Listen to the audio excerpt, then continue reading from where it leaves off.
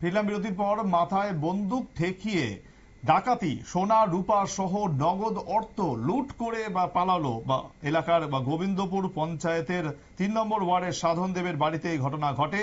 ঘটনায় তীব্র আতঙ্ক ছড়ায় গোটা এলাকা জুড়ে।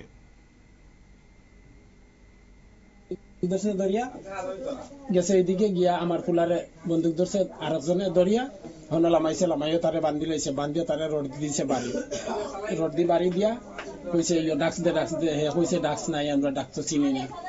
এরপরে তার মোবাইল লইছে, তার বিছনার তল থেকে টাকা লইছে, আমার এখানে আইছে, আইয়া কইছে দে ক্যাশ দে টাকা দে। আমি কইছি টাকা তো নাই, গরিব মানুষ। এরপরে এসে আমি কইছি ও আমার তোরা টাকা আছে, আমি দিন মজুর মানুষ, ওইটা তোরা টাকা আছে, আপনারা নিলে নেন গিয়ে আমরা মারুন না যে। এরপরে ও টাকাটা লইছে, ৩,০৩০ টাকা আছে, আর এখানে শোকেসের মধ্যে আছে ৭০,০০০ টাকা। আমার পরিবারের বছর কি সাধ্য সামনে টাকাটা জমাইছি, আর ওই টাকাটা নিছে একটা করে সব টাকা পর শোকেস থাকিয়া তারা দুইজনে বার করে জারি দিছে। আরেকজন উবাইছে, উবাইয়া আরেকটা দেখি ভালা, আর দুইজনে এখান থেকে বার করে দেয়। আর এখানে একজন আমার পিছনে বন্দুক ধরিয়া, দরজার সামনে ২জন, ৮জন আছে তারা।